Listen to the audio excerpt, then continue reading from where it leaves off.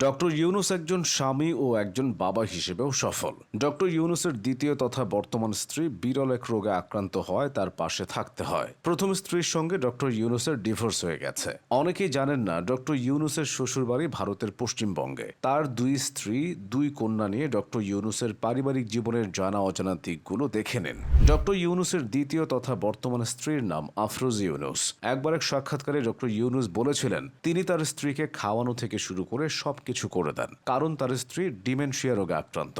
এই রোগের ফলে রোগী সবকিছু ভুলে যায়। ডক্টর ইউনুসের স্ত্রী শুধু তাকেই চেনেন, তাই স্ত্রীর জন্য তাকে যথেষ্ট সময় রাখতে হয়। বর্তমানে এমন অবস্থায় পড়লেও আফরোজা ইউনুস ছিলেন জাহাঙ্গীরনগর বিশ্ববিদ্যালয়ের পদার্থবিজ্ঞান বিভাগের চেয়ারম্যান। তাদের সংসারে দিনা আফরোজা ইউনুস নামের এক কন্যা সন্তান আছে। ডক্টর ইউনুস প্রথম বিয়ে করেছিলেন 1970 সালে ভেরা ফরস্টেনকো নামের এক খ্রিস্টান তরুণীকে। 9 বছর পর 1979 সালে তাদের বিবাহ বিচ্ছেদ ঘটে। এই সংসারে মনিকা ইউনুস নামের এক মেয়ে সন্তান আসে। মনিকার জন্মের কয়েক মাস পর ডক্টর ইউনুসের স্ত্রী দাবি করেছিলেন বাচ্চা পালনের জন্য বাংলাদেশ ভালো জায়গা নয়। মূলত এই কারণেই তারা আলাদা হয়ে যান। এরপর ডক্টর ইউনুস বিয়ে করেন বর্তমান স্ত্রী আফরোজা ইউনুসকে। আফরোজা ইউনুস তখন ম্যানচেস্টার বিশ্ববিদ্যালয়ে পদার্থবিজ্ঞানের একজন গবেষক ছিলেন। এখানে গবেষণা শেষে আফরোজা ইউনুস জাহাঙ্গীরনগর বিশ্ববিদ্যালয়ের পদার্থবিজ্ঞান বিভাগে যোগ দেন। ডক্টর ইউনুসের এই সংসারে 1986 সালে এক কন্যা সন্তান আসে। তার নাম দিনা আফরোজ ইউনুস। আফরোজা ইউনুসের বাড়ি ভারতের পশ্চিমবঙ্গে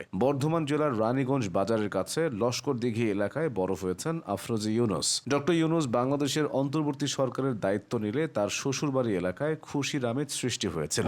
ডক্টর ইউনুসের প্রথম সংসারের মেয়ে মনিকা ইউনুস তার বাবার পরিচয় নয়, নিজ পরিচয়ে বিখ্যাত হয়েছেন। মনিকা ইউনুস একজন মার্কিন সঙ্গীত শিল্পী। 13 বছর বয়সে মনিকা ম্যাসাচুসেটসের প্রখ্যাত ট্যাঙ্গেলউড মিউজিক সেন্টারে ভর্তি হন। সেখানে তিনি পেশাদার অপেরা শিল্পী হিসেবে পরিচিতি পান। বিখ্যাত অপেরা দল নিউ ইয়র্ক মেট্রোপলিটন অপেরা সহ বিভিন্ন অপেরা এবং সঙ্গীত দলের সঙ্গে সঙ্গীত পরিবেশন করে থাকেন Monica. The New York Times, Charleston city paper এবং পাম বিচ ডেইলি নিউজের মতো পত্রিকাগুলো মনিকার কণ্ঠের ভূয়সী প্রশংসা করেছে। মা বাবার ডিভোর্সের পর মনিকা তার মায়ের সঙ্গে আমেরিকায় থাকত।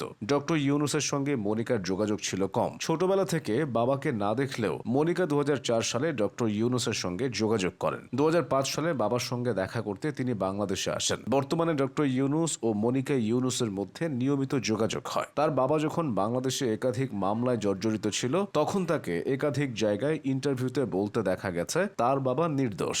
মনিকার বর্তমান বয়স 45। তার স্বামী ব্র্যান্ডন রেনল্ডসও একজন অপেরা শিল্পী। বাবার মতো মনিকা ইউনুসও গরিবদের নিয়ে কাজ করতে চান। ডক্টর ইউনুস সম্পর্কে নতুন করে কিছু বলার নেই। ছোটবেলায় তার সাহিত্য, সঙ্গীত, চিত্রকলা ও বিজ্ঞানের প্রতি ঝোঁক ছিল। তবে এসবের চেয়ে তার মনে সবসময় একজন উদ্যোক্তা বাস করত। 1964 সালে তিনি একটি প্যাকেজিং শিল্প প্রতিষ্ঠান গড়ে তুলেছিলেন। কেননা তৎকালীন পূর্ব পাকিস্তানের যাবতীয় শিল্পজাত দ্রব্যের জন্য তিনি পশ্চিম পাকিস্তান থেকে আমদানি নির্ভরতা কমাতে চেয়েছিলেন। তার উদ্দেশ্য সফল হয়েছিল। এমনকি তার প্রতিষ্ঠান ব্যাপক হারে লাভ করতে শুরু করে। তখন তার বয়স মাত্র 24। 1965 সালে উচ্চশিক্ষার জন্য ফুলব্রাইট বৃত্তি নিয়ে তিনি আমেরিকায় পাড়ি জমান এবং ভেন্ডারবিল্ট ইউনিভার্সিটি থেকে পিএইচডি ডিগ্রি লাভ করেন। আমেরিকায় থাকাকালীন তিনি কলোরাডো বিশ্ববিদ্যালয় ও মধ্য টেনেসি রাজ্য বিশ্ববিদ্যালয়ে খণ্ডকালীন শিক্ষকতায় নিযুক্ত থাকেন। এরপর শুধু নিজেই নিজেকে ছাড়িয়ে গেছেন, নিজে সম্মানিত হয়েছেন, দেশকে সম্মানিত করেছেন। ডক্টর ইউনুসের অর্জনের খাতায় অপূর্ণতা শব্দটা নেই।